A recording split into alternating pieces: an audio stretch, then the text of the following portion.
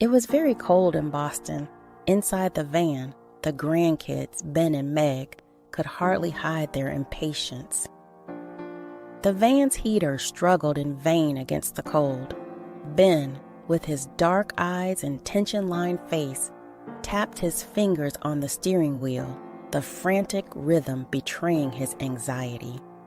Meg, wearing a guilt-ridden expression, stared fixedly at the passing landscape, the city lights turning into blurry yellow smudges in the foggy night. In the back seat, Lucy felt the weight of age in every bone, in every wheezing breath escaping her chapped lips.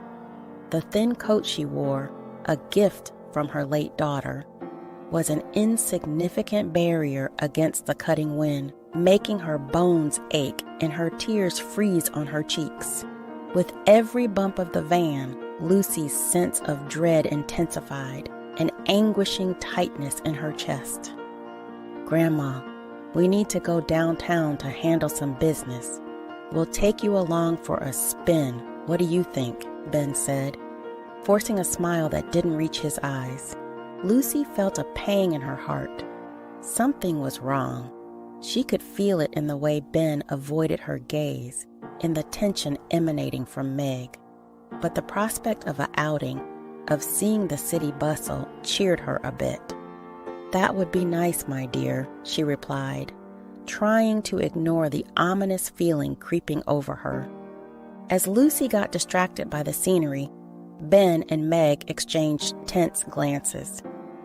Meg bit her lower lip, nervous. "Are you sure this is the best way to do this, Ben?" she whispered, her voice laden with apprehension.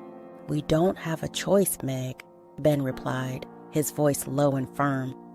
"You know we can't take care of her anymore. It's the best solution for everyone." Meg nodded, tears welling up in her eyes. She knew her brother was right, but guilt gnawed at her insides.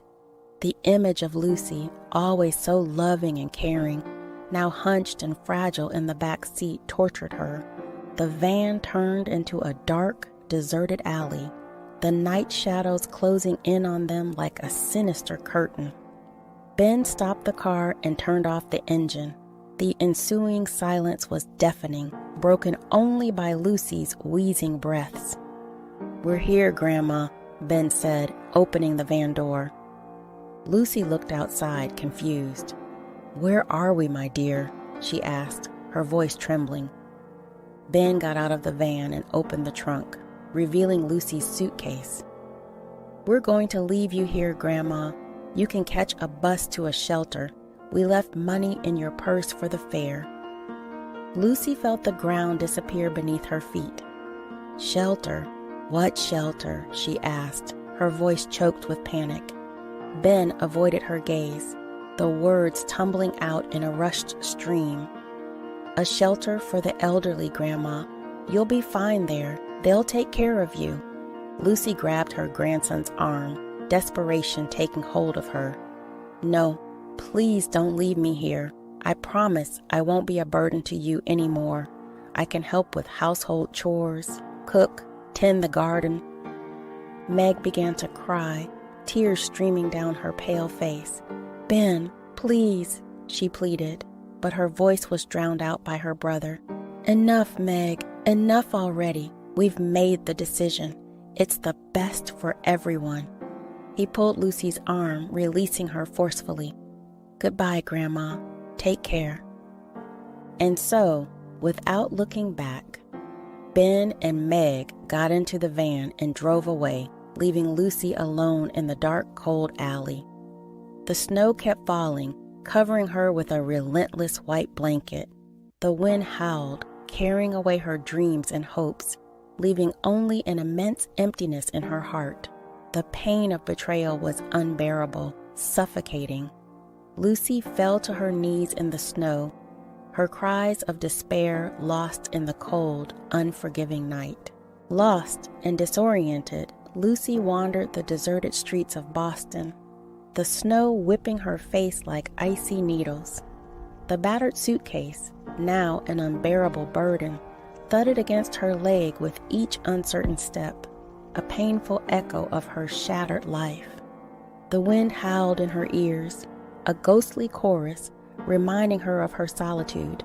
The city, once familiar and welcoming, with its charming cafes and illuminated shop windows, now seemed like a hostile maze, every corner a dead end. Her feet led her to a dark alley where snow piled up in grotesque mounds, like tombstones in an abandoned cemetery. Lucy stumbled over a garbage bag, falling to her knees in the cold snow. The physical pain merged with the pain of her soul, forming a whirlwind of despair that threatened to consume her entirely.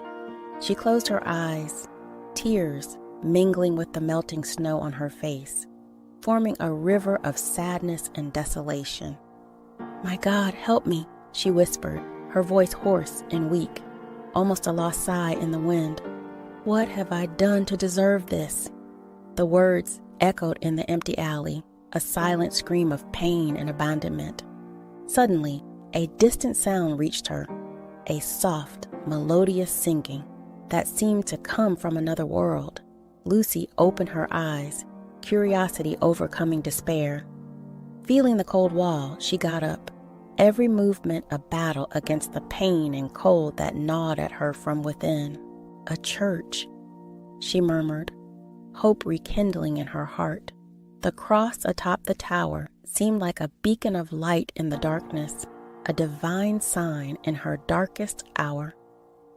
Lucy hesitated for a moment, fear of the unknown battling with the desire to find shelter. However, the memory of her grandchildren's betrayal propelled her towards the church. The door was ajar and Lucy entered hesitantly. The warmth enveloped her like a hug, the smell of incense and burning candles comforting her. At the altar, Father Michael sang a song of hope and faith, his deep, welcoming voice filling the sacred space. The music touched her deeply, the words penetrating her wounded heart like a balm. Lucy sat down on a pew, tears flowing down her face once again. Each tear was a memory, a fragment of a life that now seemed shattered. She remembered her husband Thomas, the love they shared, the children they raised together. The images of Ben and Meg as children, running around the house, filling their days with joy, now felt like needles piercing her soul. Guilt consumed her. Had she failed as a mother, as a grandmother? Had she been selfish to expect her grandchildren to take care of her in her old age? Doubts tormented her, her mind spinning in an endless cycle of self-recrimination. Father Michael, sensing her presence, interrupted the song and approached. "Can I help you, my child?" he asked, his voice gentle and compassionate. Lucy looked at him, her eyes brimming with tears, and told him her story.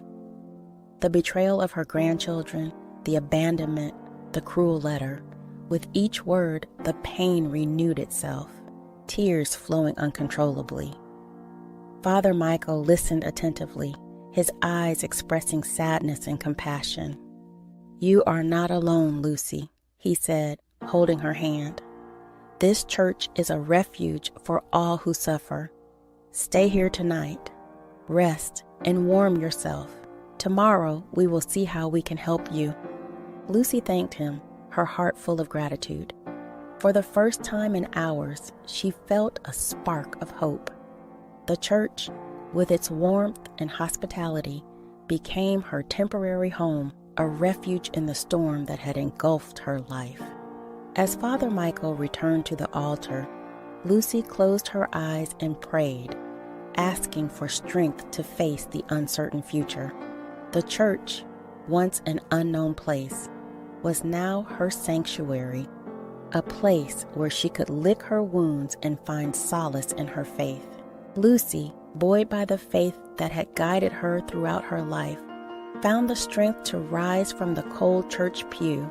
The previous night, spent in fitful sleep, plagued by nightmares, had left her exhausted, but the light of the new day, brought with it a glimmer of hope. Father Michael, a man with kind eyes and a welcoming smile, found her kneeling in front of the altar, her hands clasped in fervent prayer. He approached silently, respecting the intimate connection that this lady had with her faith. Lucy, sensing his presence, lifted her tear-filled eyes. "Father, I feel so lost, so alone," she whispered, her voice choked with emotion. Father Michael enveloped her in a comforting embrace, his gentle words like a balm for her wounded soul. "Lucy, you are not alone. God is with you, has always been, and this church is a home for all who seek him." Lucy found solace in the priest's words and in the embrace of the church community. The parish ladies, with their calloused hands and generous hearts, fed her with hot soup and fresh bread, clothed her in clean clothes, and wrapped her in soft blankets. The parishioners, touched by Lucy's story, took turns in her company, offering words of comfort and support. Lucy surrendered herself to the church's routine, finding in faith a refuge for her pain. She helped in the kitchen, setting tables for the community lunch, and participated in prayers and masses, seeking strength to forgive her grandchildren and move forward. One day, while helping organize the church library, Lucy came across an old book with a worn leather cover and yellowed pages. It was a Bible with annotations in the margins made by various hands over the years. Lucy began to read, and the sacred words transported her to a world of peace and hope. She identified with the stories of suffering and redemption, finding comfort in Jesus' words. With each page, she felt her heart calm down, anger and hurt giving way to compassion and forgiveness. Inspired by faith, Lucy decided to write a letter to her grandchildren. With Father Michael's help, she put her feelings on paper, expressing the pain of abandonment, but also the unconditional love she felt for them.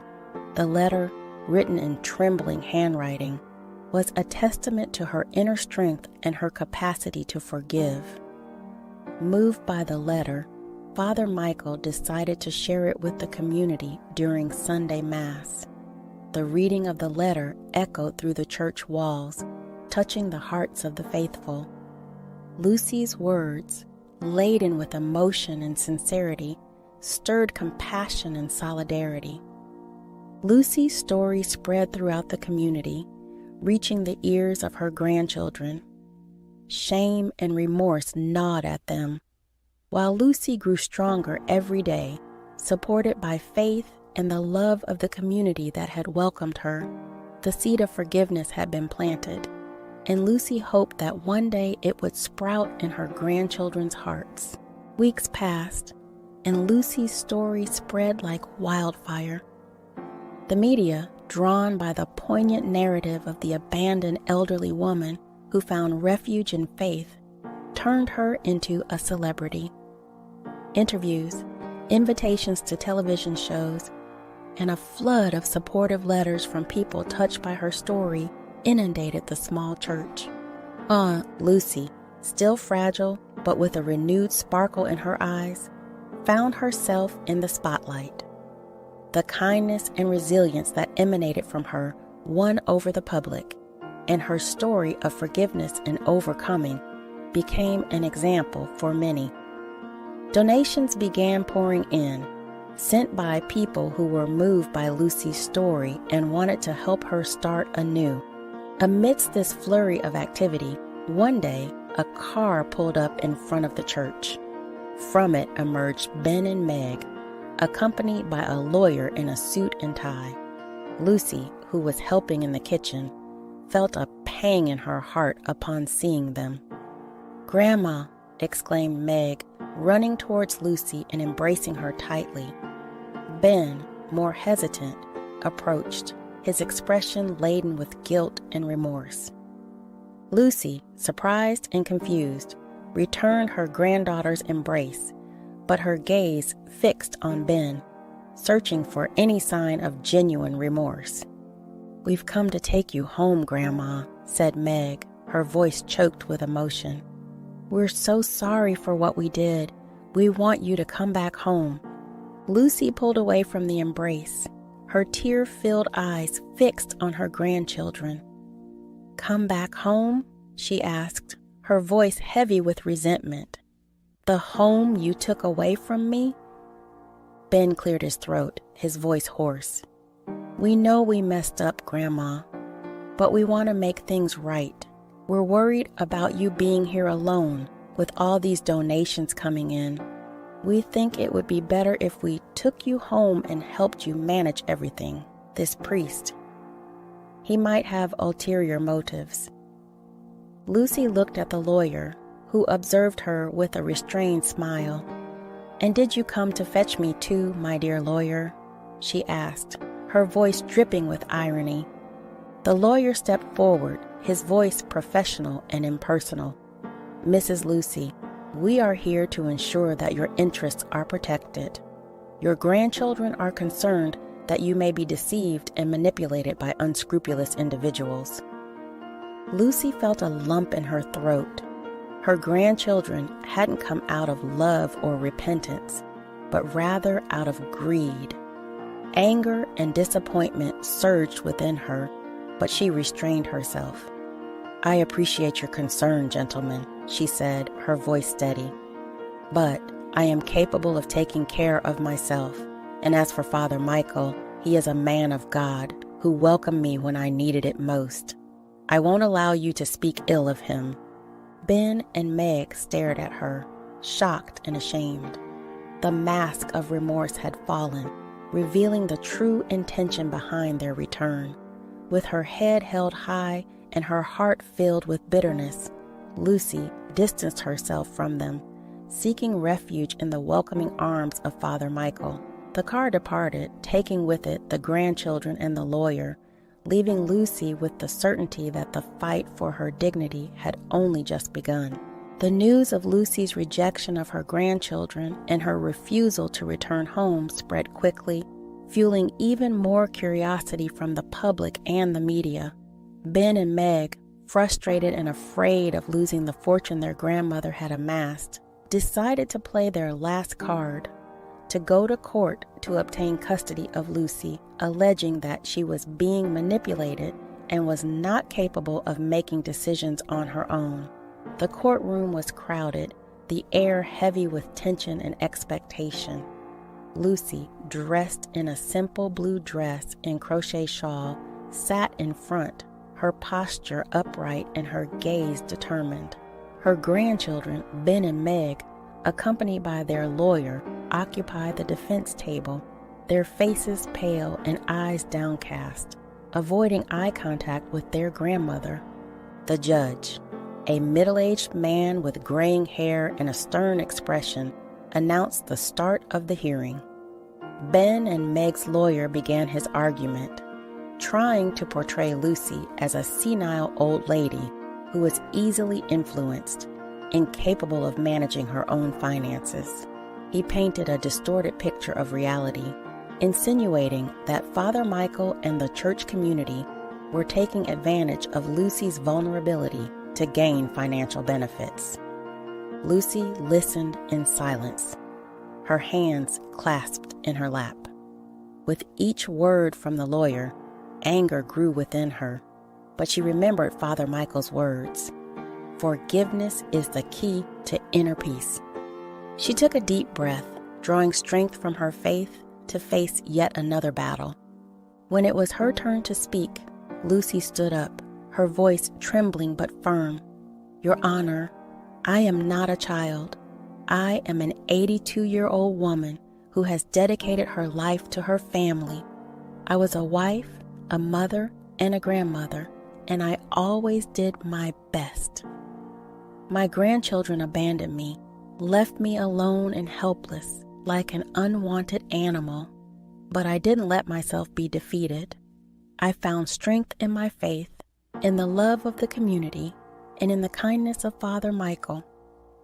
Lucy paused, taking a deep breath.